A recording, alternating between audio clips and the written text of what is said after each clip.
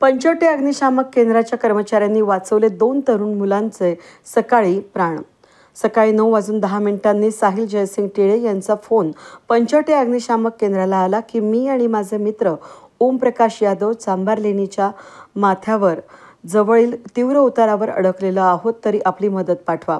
या फोनप्रमाणे पंचवटी अग्निशामक केंद्राचा staff leading fireman Sanjay Kanade, fireman Balasaheb Lahange, वाहन चालक प्रकाश मोहिते, ट्रेनी फायरमन प्रणय बनकर, ऋषिकेश जाधव, सिद्धांत गोतीस घटनास्थळी पोहोचल्यावर बंबावरील स्टाफने रेस्क्यूचे साहित्य, दोर घेऊन चांभार लेणीच्या पायऱ्या आणि कच्च्या रस्त्यानं डोंगराची चढाई केली। डोंगरावरील तीव्र उतारावर अडकलेली 2 मुलं दिसली, परंतु त्यांच्यापर्यंत पोहोचण्यासाठी खालून रस्ता नव्हता।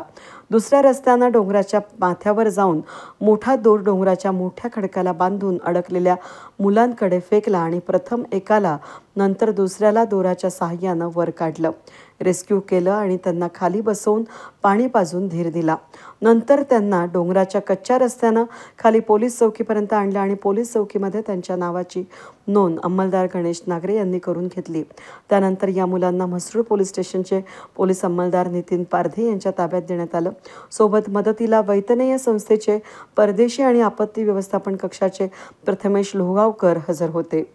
वेद न्यूजसाठी प्रतिनिधी चंदन खरे, नाशिक।